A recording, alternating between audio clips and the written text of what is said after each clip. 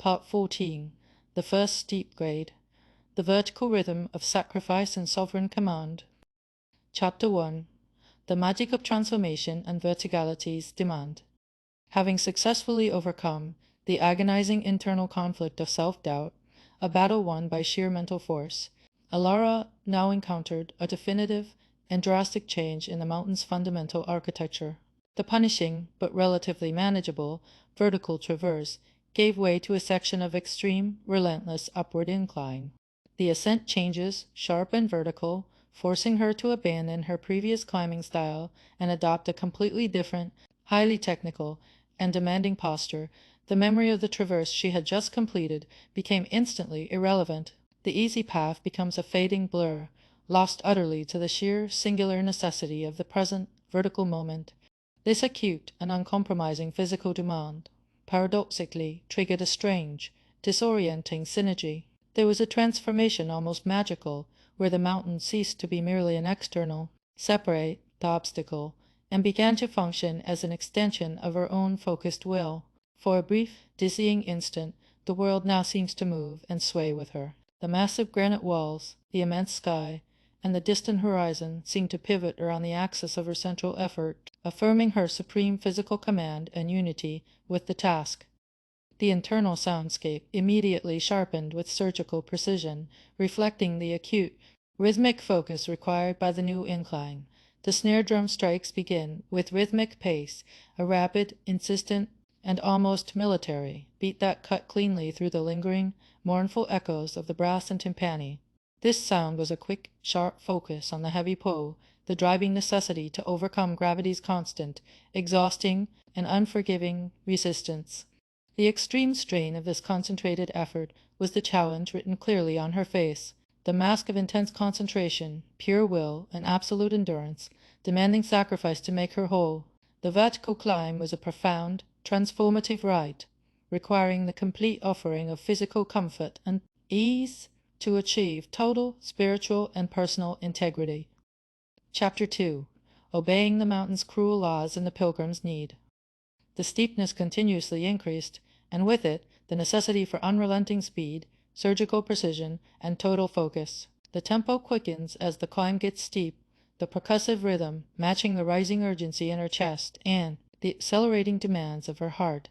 The percussive drive allows no room to pause, the relentless snare beat dictating a continuous, rhythmic exertion that forbade any moment of rest, contemplation, or energy conservation. This dictated rhythm was a promise she is laboring hard to keep, the unspoken vow made to the mountain itself never to yield. To exhaustion or doubt, she was now obeying only the mountain's cruel laws, the merciless and indifferent principles of gravity, friction, extreme elevation, and absolute biological limit.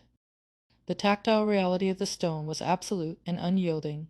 The stone is cold beneath her grasping hand, its icy touch a constant, bracing reminder of the environment's inherent indifference and hostility. Yet the brutal coldness was quickly absorbed into her rising, intense internal heat. She pushes upward, with a rising need, a primal, deep, and existential compulsion that went far beyond mere ambition, and rooted itself deeply in the necessity of completion and self-realization.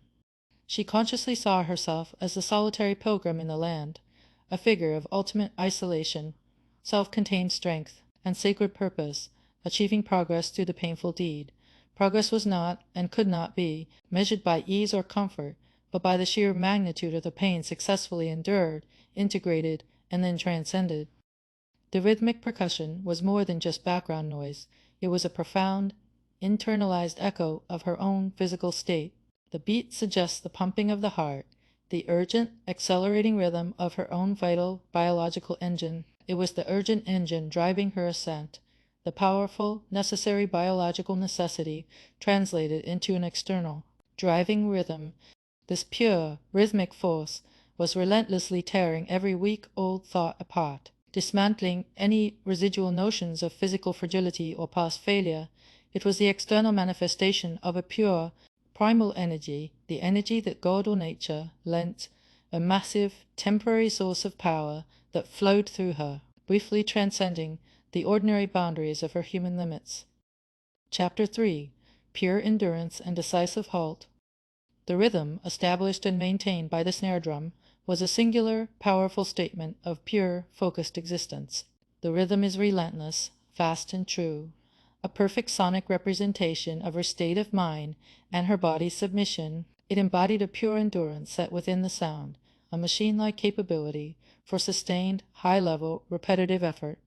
Her mind, now entirely subordinate to the rhythm's dictates, was ignoring every painful point of view, filtering out the screams of her overtaxed muscles and the warning signs of extreme fatigue. She was committed only to the higher ground, the summit, which now felt less like a distant, imagined destination and more like the only possible, inevitable future.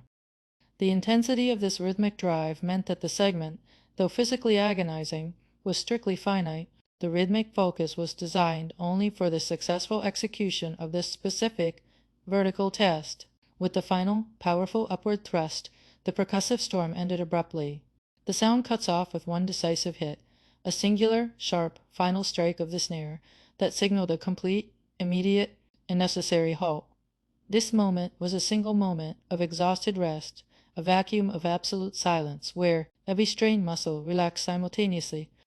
In that vacuum of silence, the mountain seemed to formally register her success. The mountain yields, acknowledging her grit, the sudden appearance of a secure plateau or a wide, stable foothold offering a tacit sign of respect from the ancient, indifferent stone. She had successfully completed, as she completes this arduous, early test. This first great vertical trial proved, definitively, that her sovereign will could command her body through the most punishing rhythmic demands of the ascent. She paused, leaning against the cold stone. The silence now a profound, earned reward, gathering strength for the final, ultimate approach.